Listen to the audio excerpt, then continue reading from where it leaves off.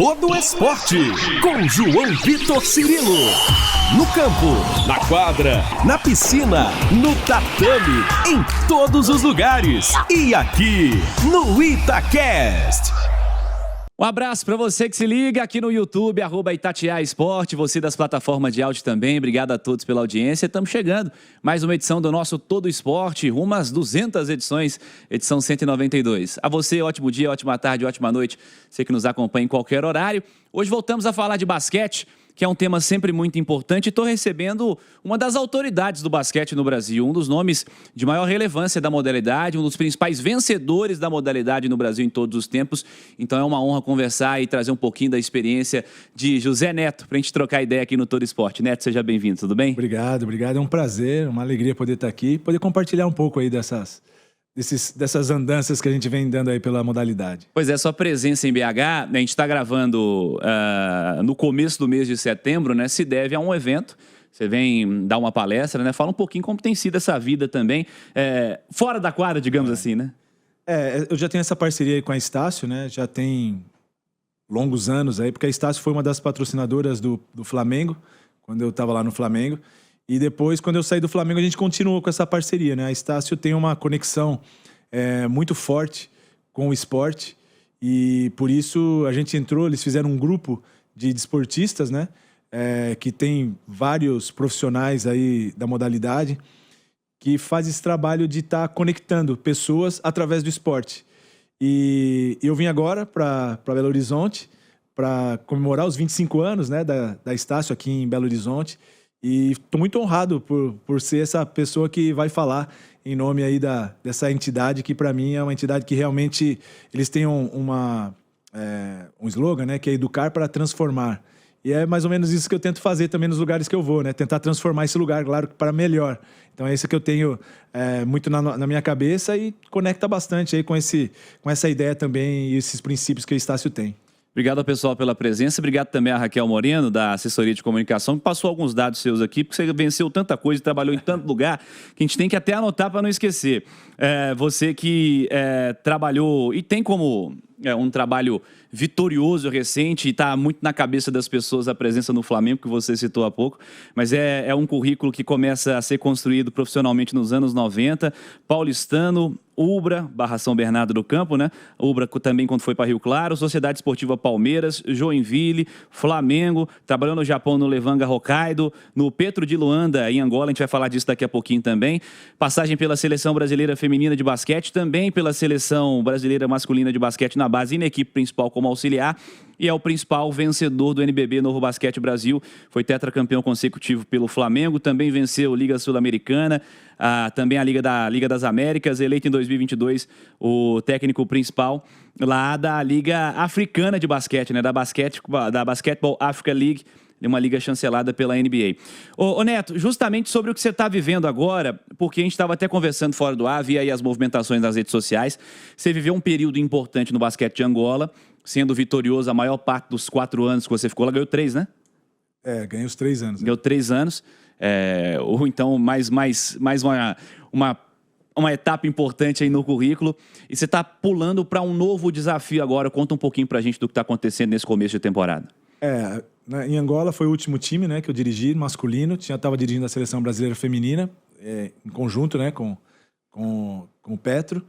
E foi um desafio muito bacana de ter ido lá para a África, justamente por essa competição, né, que se criou essa competição. A NBA fez uma parceria com a FIBA e o campeonato continental de clubes, como tem a Champions aqui na América, na Europa, na África era a BAL, que era a Basketball African League, onde os campeões de cada país jogam esse campeonato, né? Então, como se fosse uma liga dos clubes campeões.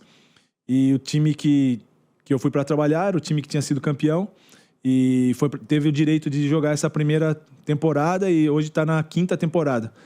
E é muito interessante porque ali tem um canal direto, né, com a NBA. A NBA que faz essa gestão. Foi muito interessante também de eu conhecer essa cultura, principalmente do basquete africano, que eu ainda não tinha esse contato. E fez, é claro, com que abrisse algumas outras portas, né? Como agora, por exemplo, estou indo para a Ásia, apesar que eu já tinha ido antes para o Japão, mas através desses resultados que eu tive aí, principalmente na BAL, na Basketball African League, eu tive um convite para dirigir esse time lá na Mongólia. É um time que é uma liga que está crescendo. Tendo em vista que a Champions da Ásia, um time da Mongólia que foi campeão ficou em terceiro lugar, ou seja, perdeu só para o time campeão, que foi o time do Japão, e ganhou depois da disputa terceiro e quarto contra o time do Dubai, que era a sede do torneio. Então é uma liga que vem crescendo. E esse time quis investir para poder chegar na final, que nunca tinha chegado. Então estou indo para lá para esse desafio. Vamos ver se eu consigo, mais uma vez, ajudar o pessoal lá a conseguir esse objetivo. Quando a gente pensa em basquete aqui, principalmente as pessoas que não vivem o dia a dia do basquete, fala-se em NBA, e há um crescimento muito grande nas últimas 2 décadas. A gente vê aqui, no nosso exemplo aqui de Belo Horizonte, como o Minas Tênis Clube cresceu, né? Era um time que no começo tinha 100, 200, 300, 400 pessoas no ginásio, e agora, nessa última temporada, vários jogos de 2, 3 mil pessoas. Então é notável o crescimento da modalidade no Brasil também, por um trabalho bem feito da turma de toda da Liga Nacional de Basquete aí. Mas quando você vai para esses mercados, o que você encontra? O que você encontrou lá na Angola, nível de liga, nível de disputa? O que você espera encontrar agora na Mongólia também? Um nível alto. Me surpreendeu muito positivamente quando eu fui para lá. Porque essa competição, a Basketball Africa League, porque tem essa conexão com a NBA, então tinham jogadores que eram ex-jogadores de NBA, jogadores que já passaram pela D-League, jogadores que já jogaram em Europa em grandes times. Porque a gente fala às vezes de África e tem uma predisposição, né, de já pensar numa questão mais de poucos recursos. Né, a gente acaba levando para esse lado, mas não é. A gente esquece muitas vezes que ali na África ainda tem Egito, Tunísia, Marrocos, que estão ali muito próximo da Europa. Então traz essa influência também do basquete europeu, que é um basquete forte hoje no mundo. Então tem muito dessa disputa, tem muitas equipes que investem muito, tem muitos recursos, sim, e por isso consegue trazer treinadores e jogadores de alto nível e tem uma estrutura boa. As estruturas que a gente jogou lá, estruturas assim, realmente muito próximas aí de Europa e NBA. A última lembrança em clubes aqui, a lembrança mais pesada da sua carreira é justamente essa sequência de Flamengo, né? Como é que você se recorda daqueles períodos? Ixi, ali foi uma sequência muito boa, né? Os 4 primeiros anos a gente ganhou 4 vezes seguidas. Esse ano que acabou Franca empatando nessa sequência, né? Franca sendo campeão esse ano. Eu até então, desde que a gente ganhou essa sequência de 4 títulos, era o treinador que mais títulos tinha. E agora o Elinho, com esse título, acaba empatando também. Mas depois de 9 anos, então a gente vê que assim, tá tendo uma evolução. E nesses momentos a gente lembra realmente, né, de bons momentos, que era um momento também que o futebol no Flamengo, a gente sabe que o forte ali do Flamengo é o futebol. E a cultura também é muito do futebol. E a gente, ali naquele momento, o futebol não estava tão bem. E a gente ganhando tudo, a gente que acabou criando esse orgulho da nação. E aí a gente teve esse carinho da torcida, tem até hoje, né? Então esse apego também pelo basquete. E é uma lembrança muito boa. E cada título desse aí tem uma lembrança boa, né?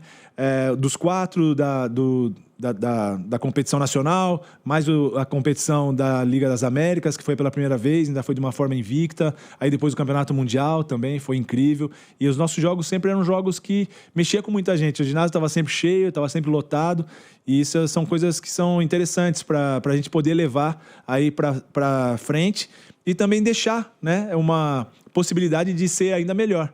Então o Flamengo tem essa característica. Eu lembro bastante que quando eu cheguei lá, a gente tinha esse propósito, né, de fazer com que o Flamengo fosse uma referência do basquete nacional. Né, que quando se falasse de basquete no Brasil, de clube, fora do Brasil, se pensasse em Flamengo. Hoje eu não tenho dúvida que se pensa assim. Então acho que são conquistas que às vezes não estão nos troféus que a gente ganha, mas está no dia a dia aí do clube. Eu não sei a visão de vocês que já são do mundo do basquete. Eu tenho uma visão que eu acredito que seja positiva, essa vinculação das grandes camisas de futebol ao esporte olímpico em geral. Vocês encaram assim também? Porque existe, não dá para negar. Vocês têm essa experiência no dia a dia aqui. Existe uma cultura de futebol aqui. Não é uma cultura de esporte, é uma cultura do futebol.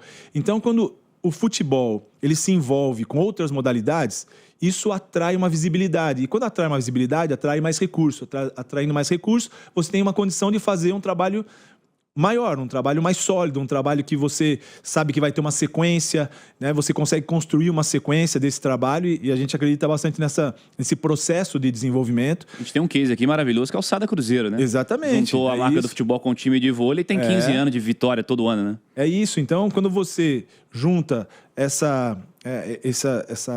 divulgação, esse trabalho, essa visibilidade, você atrai também investimento e a consequência disso é você ter uma qualidade maior da modalidade que está próxima aí desses times de camisa, né? Como é que você tem visto o nível da nossa liga atualmente, o NBB, que já está aí há bastante tempo já em atividade, você que esteve à frente de equipes em vários anos do Novo Basquete Brasil, como é que você tem visto o basquete jogado aqui? Eu gosto bastante, eu tenho recentemente agora, eu fui convidado pela liga para poder estar também como um treinador orientador do LDB, que é a Liga de Desenvolvimento. Então já existe uma preocupação também de não só cuidar do alto nível, da excelência, que é o NBB, mas também de uma liga de desenvolvimento, né? Onde tem os jovens jogadores, para não ficar um vazio, né? Entre as categorias de base e a competição maior, adulta, a competição de alto nível, que é o NBB. Então, eles estão preocupados com isso, então vai melhorando, claro, a qualidade. E a gente vê o reflexo disso, né? Por exemplo, o Brasil agora, recentemente, foi campeão mundial universitário, batendo o time dos Estados Unidos, com jogadores, sei lá, 80%, 90% que jogam o NBB, jovens, né? Que era até 23 anos. A gente vê, por exemplo, ontem, o Brasil ganhando, né, a AmeriCup, a competição continental, com muitos jogadores que jogam o NBB. Ou seja, a gente vê que está sendo suficiente para o Brasil ter um destaque no nível internacional com o produto nacional, com a Liga Nacional. Então, a gente vê também... Eu estou um pouco mais próximo agora, eu fiquei um pouco afastado, né, depois que eu saí do Flamengo, mas depois eles me convidaram para fazer parte de alguns grupos aqui. E aí a gente vê o quanto eles estão trabalhando preocupados com o desenvolvimento dos jogadores, com o desenvolvimento dos treinadores, com o desenvolvimento administrativo, de gestão. Então eles estão fazendo muitas atividades para melhorar o nível do basquete. Por exemplo, esse ano eu participei de uma clínica que eles criaram para treinadores de elite, ou seja, treinadores de alto nível, inclusive todos do NBB estavam lá, quase todos, e que trouxeram o treinador do Real Madrid, que era o treinador do Real Madrid, que foi campeão da Euroleague e campeão da Liga Espanhola, que é uma das mais fortes do mundo. E ele veio para dar uma clínica para os treinadores brasileiros. Isso tudo com os recursos que a Liga vai conseguindo. Também para a Liga de Desenvolvimento, trouxeram um dos treinadores, que é um espanhol, que mais sabe, tem conhecimento do trabalho de desenvolvimento. Então, está tendo acesso agora para que você tenha um conhecimento e uma orientação para a utilização desse conhecimento. Então, eu vejo que está numa crescente, está se desenvolvendo bastante, está sendo uma liga atrativa. O Flamengo, esse ano, por exemplo, ele contratou um jogador que foi meu jogador tanto na África, mas também foi um jogador que teve muito destaque no Japão, que é um americano, e que eu acho que vai dar muito certo aqui. O Facisa, por exemplo, trouxe um jogador, que é o time de Campina Grande, trouxe um jogador que também jogou na BAL, lá na Basketball African League, lá na África, que é um jogador senegalês, também eles falaram comigo, eu dei essa orientação e acabou até trazendo, que eu acho que também vai ser um jogador de destaque aqui, ou seja, está ficando muito aberto a essas possibilidades de trazer jogadores aí de alto nível estrangeiro, né? Isso é muito legal, isso desenvolve a liga, né? Com toda certeza. Vamos falar das suas passagens por seleção, falar do masculino, seu trabalho feito no masculino e seu último trabalho feito no feminino agora também, que terminou no ano passado, né? Isso. No masculino eu fiquei de 2004 até 2016. Eu atuei como assistente técnico da seleção principal, dirigi algumas competições principais, né? Como Jogos da Lusofonia, que é uma competição que é do Comitê Olímpico, que o Comitê Olímpico organiza, o Comitê Olímpico Internacional, que são uma competição dos profissionais, das equipes, né, dos países que falam a língua portuguesa.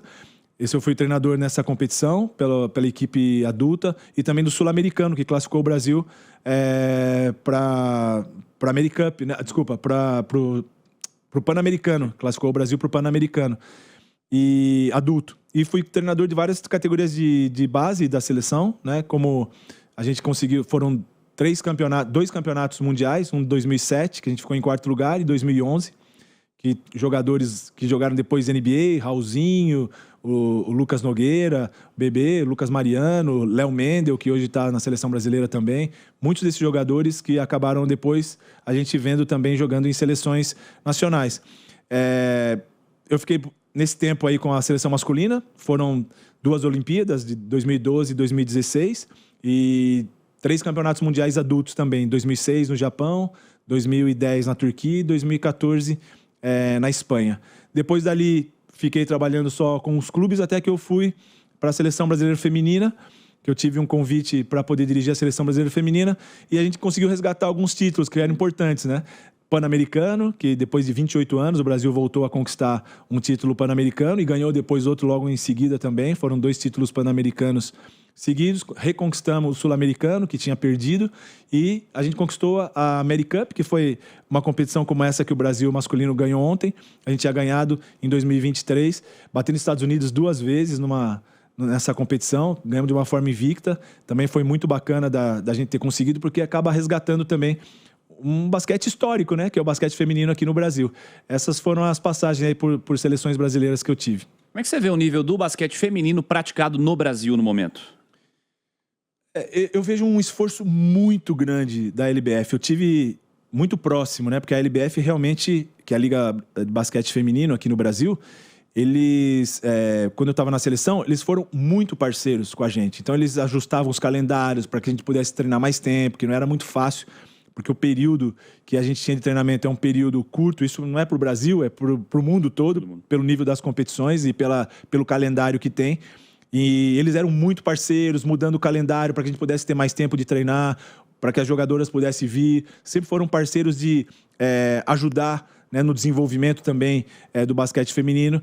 Mas eu acho que tem que evoluir ainda mais para chegar no nível que realmente de poder disputar uma Olimpíada, um campeonato mundial para brigar pela medalha.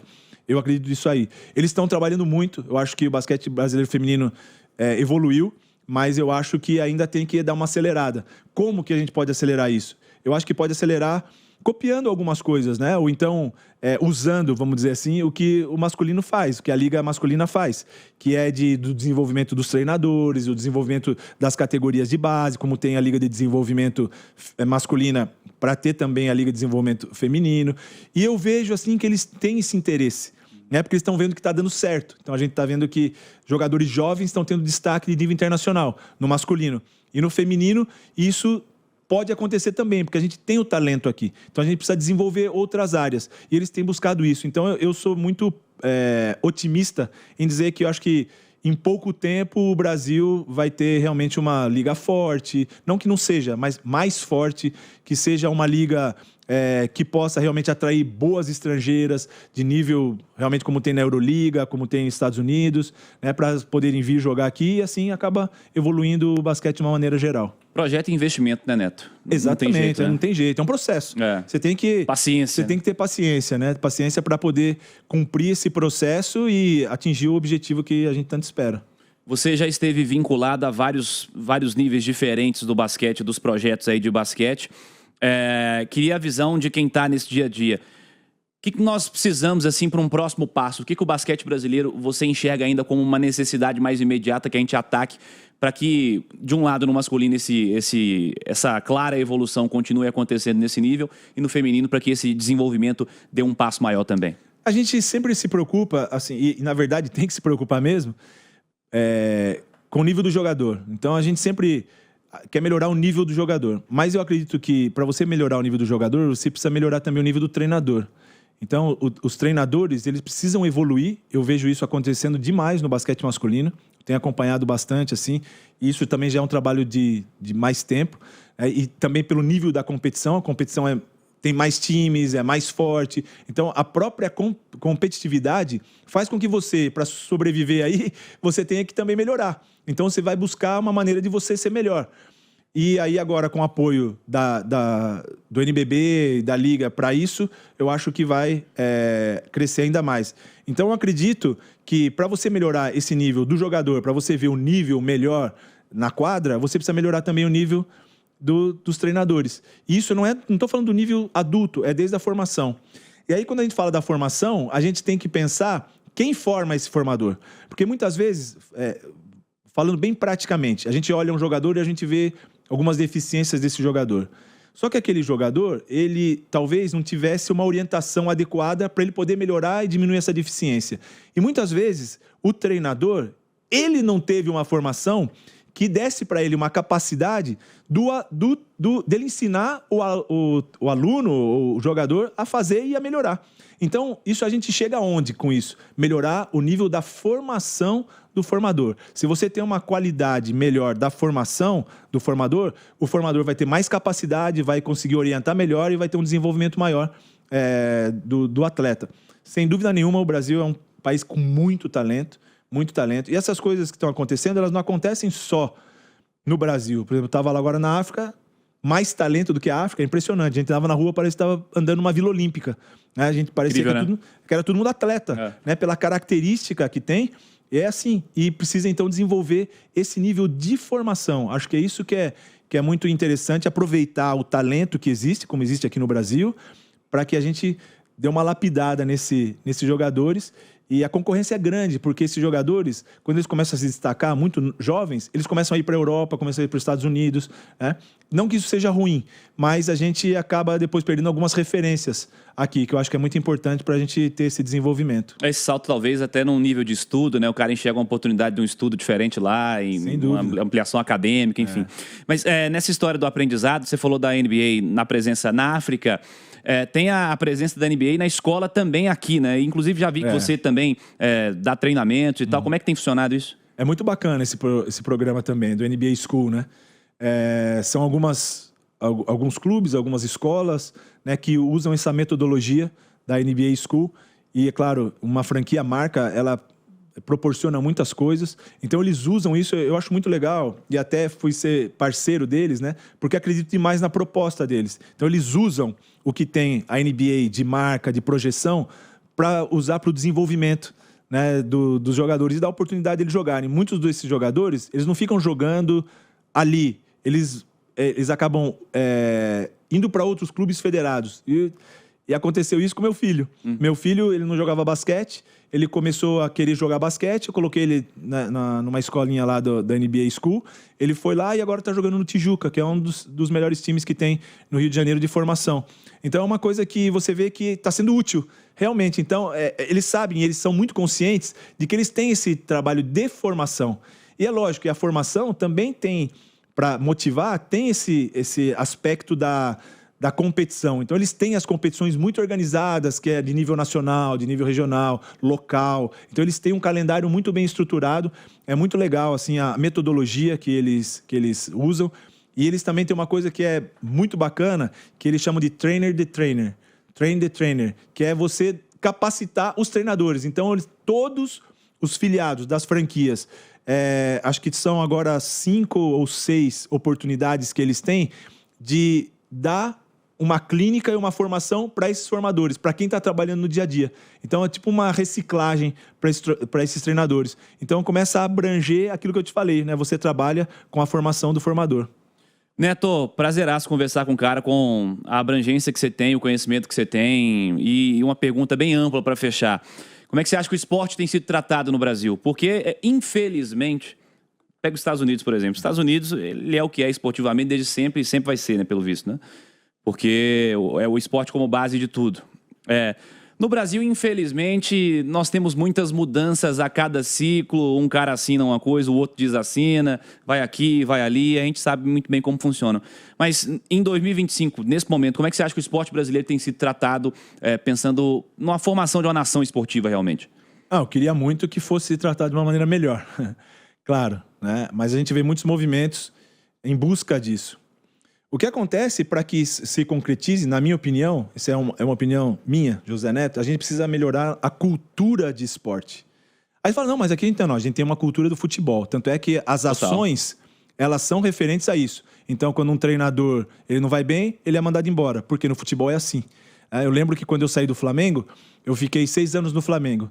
O presidente, o Bandeira, ele me chamou e falou assim, eu queria te falar uma coisa, não sei se isso vai te deixar feliz ou triste, mas nesse período que você ficou aqui, só você como treinador do basquete em 6 anos no futebol foram 13 treinadores. Inacreditável. Então, assim, existe essa cultura. E a mesma cultura da valorização também do atleta, do profissional, né, de quem está trabalhando com isso. E dos programas também, né? Então, é muito da cultura do futebol. Eu queria muito que tivesse uma cultura de esporte, os valores do esporte. O que o esporte pode promover? Porque se você tem isso, a gente vai usar muito melhor, por exemplo, a possibilidade que a gente teve de um país como o Brasil ter as 2 maiores competições do planeta, que é a Copa do Mundo e a Olimpíada, no seu país, e desenvolver e ter um programa de desenvolvimento.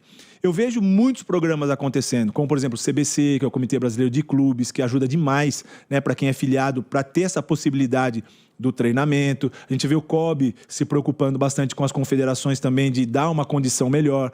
Mas se você tem uma cultura e uma conscientização da real importância e dos valores do esporte, cara, isso aqui, com a qualidade que tem, com os investimentos que pode ter, isso sem dúvida nenhuma era uma nação muito forte desportivamente, né? A gente vê, por exemplo, ontem o Brasil ganhando a AmeriCup. A gente sabe que tem essa condição. A gente vê, por exemplo, o feminino, como a gente foi lá, também conseguiu, ganha dos Estados Unidos. O universitário vai lá, ganha um mundial universitário, né? Foi campeão. Então tem essas condições. São muitas possibilidades. Eu estou falando de uma modalidade que é o basquete, que é a que eu estou mais próximo. Mas se a gente for olhar outras aí, né? Que a gente pode ver vôlei, atletismo, natação, tênis. Eu acho que tem sempre um talento que a gente precisa usar muitas vezes para desenvolver, como referência, desenvolver a modalidade. Então, eu queria muito, se pudesse ter um desejo, era que o Brasil pudesse ter uma maior cultura de esporte, né? E aí, quem sabe, a gente teria uma maior valorização do profissional, do atleta, e a gente tivesse um cuidado maior para que pudesse se desenvolver. José Neto, obrigado pela presença, prazer falar contigo. Obrigado, vamos seguir falando de basquete aqui no Todo Esporte também. Sempre que vier a Belo Horizonte, seja bem-vindo a Itatiaia. Obrigado, um prazer, agradeço o convite. Gente, Todo Esporte, edição 92, no YouTube Itatiaia Esporte. Você que está no YouTube, deixa o like. Você das plataformas de áudio, obrigado pela audiência. Quer conferir todas as edições publicadas nesse canal?